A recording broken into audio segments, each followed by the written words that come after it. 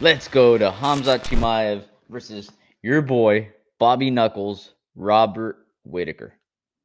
Dude, he looked locked in. He looked so locked in the face-off, in the walkout. I was like, my boy's fucking coming. Let's You know go. who else looked locked in? Khamzat Khamzat didn't Chimaev. even look locked in. Khamzat looked like he cared less what's going on. And Because that he's pisses locked me in, off dude. even more, dude. Because he has so much confidence.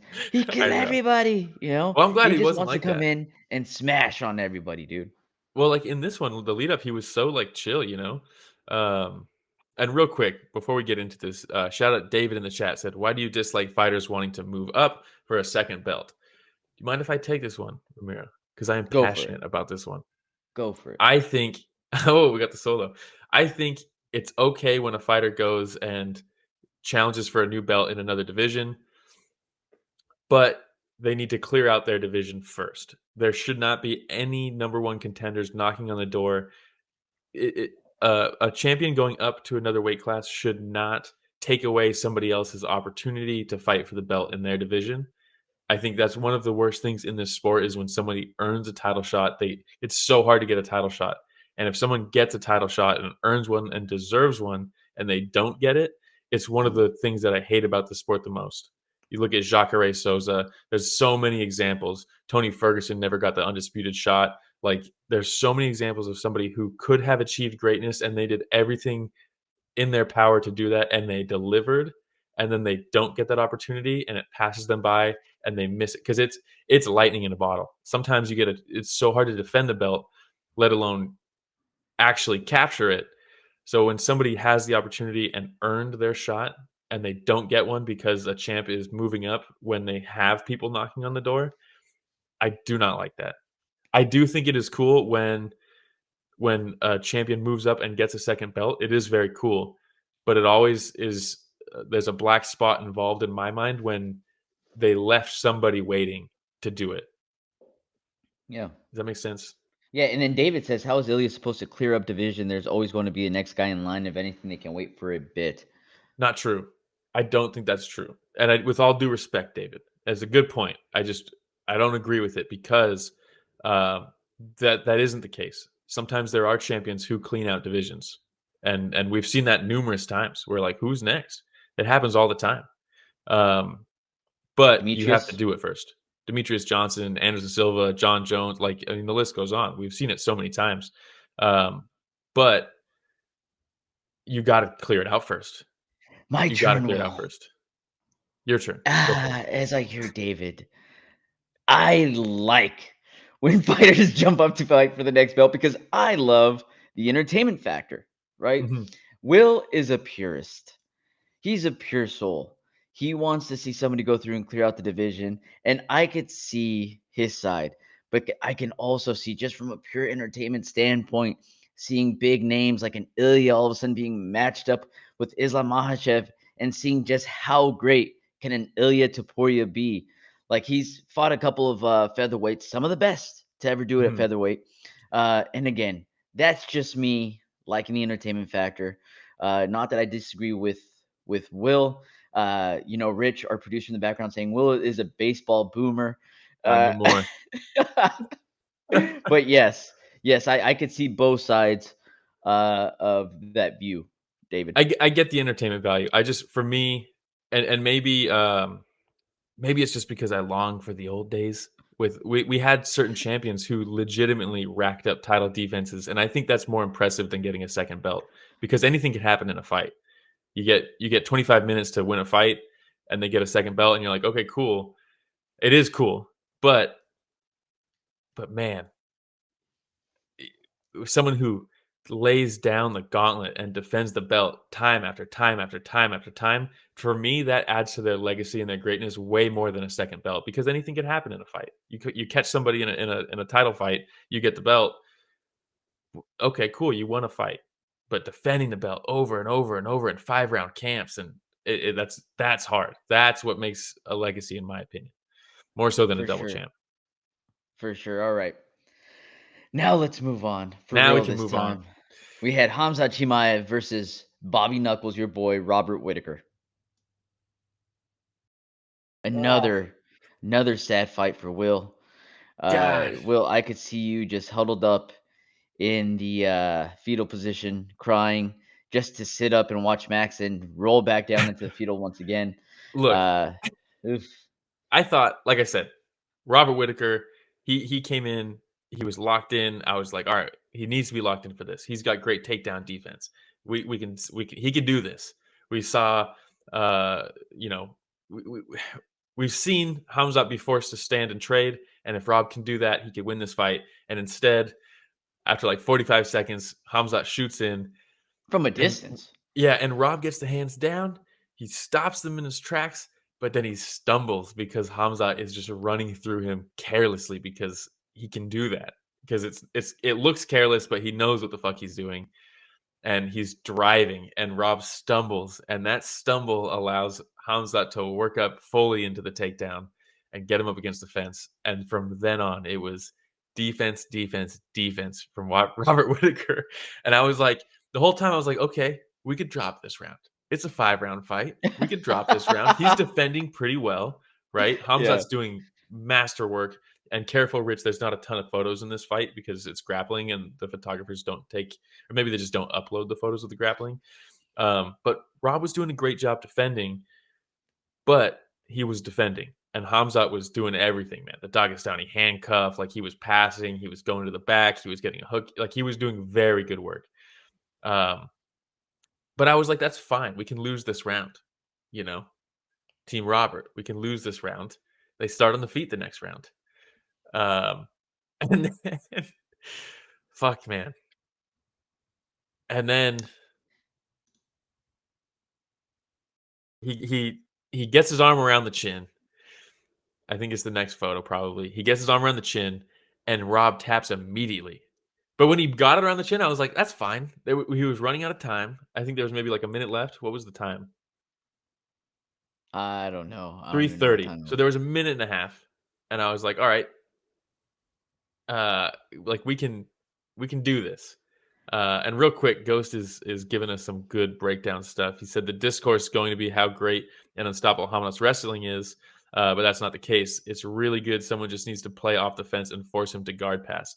I can see that, yeah. Um, and he says, like that photo. If we go back one photo, Rich, I'd like to see what he's pointing out here. In that photo, you see Rob getting his bottom knee to the fence. That was good to an extent. Yeah, I mean, he was defending and he was using the fence to peel. Like he was doing great defensive work. Um, and but ultimately, look, here's the thing that sucks. If we go to the next picture, Rich, Rob did everything right. He didn't even get a choke on Rob.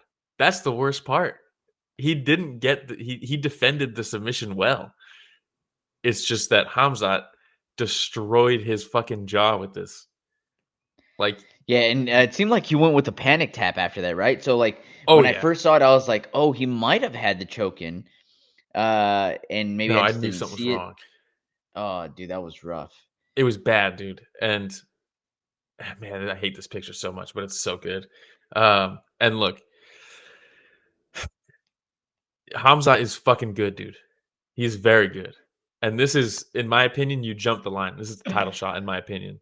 Um, and it is, and you're like, okay, we talked about it. He got the forearm over the mouth, and he tapped really quick. Um, and you're like, what the fuck? So let's explain what happened.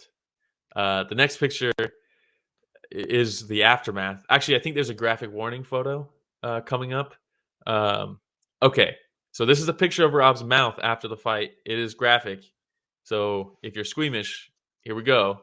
And we probably won't leave it on the screen too long, but Uh, it's back to the graphic. Yeah, the front teeth are completely pushed in. That's horrible. It's absolutely horrible. And HB Comer says disgusting. I think this is.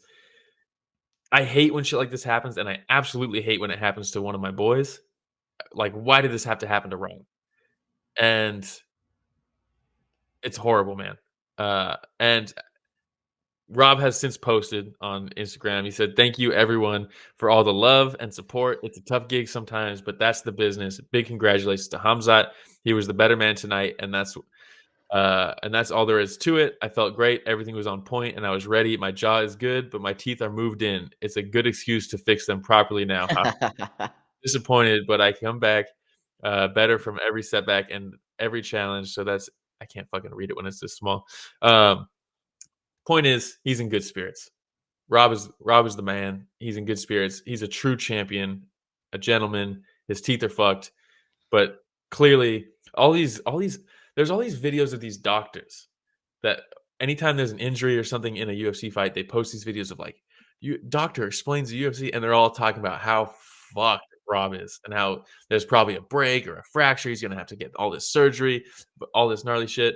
There's another dentist on Reddit who's like, it really depends on what the X-rays show. Like, there's a very real chance this is not that big of a deal, and they just have to set them back and like they'll heal.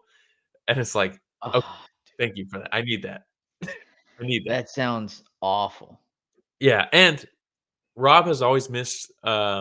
He's always been missing. Not always, but he's missing the fourth tooth on the front set on the bottom. Um, so I'm wondering if, like, because of that, there's like a weak point structurally that And it allows just caved. something to happen. Yeah, I don't fucking know. And HLB Comer says, was it really the choke? Some people are saying it was an elbow before that. Could be. Like, it could have been something that cracked him, and then now they're more compromised, so the squeeze just did it in. I mean, just horrible. Shout out Anonymous. Thanks for joining us. He says he will need the Kanye West teeth. Yeah, Yeah, I mean, Kanye West had to have his jaw wired shut. it's Yeah. horrible though, dude. By the way, one And of the best songs he ever dropped, Through the Wire. Y'all listen never to got it. into Really Kanye. good. Oh, so good. So good. But Ghost yes, says DDP versus Khamzat seems like chaos, which I'm all in for. I would yes. very much rather see that than the Strickland rematch. I would love that fight. I Give me hope that they do fight. it. Khamzat versus Drickus in South. No, they're doing Australia, right? Oh man, that's a great fucking fight. I want It that. is. It is. Can he For now, fight in we'll have to Australia? wait. I was gonna say for now we'll have to wait until probably another Abu Dhabi card Yeah, that's the before we thing. see Like, does Khamzat. Australia have sanctions over Kadyrov or whatever? I don't know. Because he's not fighting in America. That'd be tough, man. Imagine having Khamzat as the champion and you just can't bring him over to Vegas. Well, here's the thing. Um, if he can only fight in certain places like that, they're going there so often now that how many times, like champions usually fight what, twice a year? Most champions, not Yeah, Alex yeah. Pededa, twice a year. So if they're doing two UAE cards and they're doing Saudi Arabia with Al Sheikh or whatever, you get Hamzat as the champ and he gets to fight twice a year, then like, all right, that's fine. Can't happen in America, but Yeah, I was gonna say it'd just be tough to think that the UFC wouldn't want to bring him over, or not that they don't want to, but they wouldn't be able to bring him over to their largest market. would they need to? Because Oh, I they don't get know. site fees when they go to the UAE and Saudi, and those would probably cover anything that Vegas would generate. You know what I mean? Yeah, You know, they're getting like $20 million just to be there, on top of the actual revenue from the fight. So I think they'll they're survive. probably fine with it. They'll be okay. They'll survive. Yeah, yeah. Uh, yeah. HB Comer says, "How does the DDP fight go?" I'm done trying to pick fucking Drickus fights. Yeah. I mean, what can you even say? Yeah, both Give me DDP and Hamzat though. Chimaev are stupidly strong. I would like to think Khamzat wins that fight, but every time I doubt Drickus, he finishes somebody. So I maybe don't know. Drickus finishes them. Hey everybody, Romero and Will here. Thank you so much for watching that short clip. It's just a small clip of what we covered this last Sunday. Yeah, if you want to check out the full fight card recap, the link is in the description, and it's going to be on screen at the end here. Don't forget to go back and watch our fighter interviews that we have. And don't forget to tune in live every Sunday morning at 9 a.m. Pacific, 12 p.m. Eastern, and you can join in on the fun. Yeah, don't forget to like, subscribe, hit the notification bell. It goes a long way. All right, everybody, thanks for watching that short clip from Story of the Fight.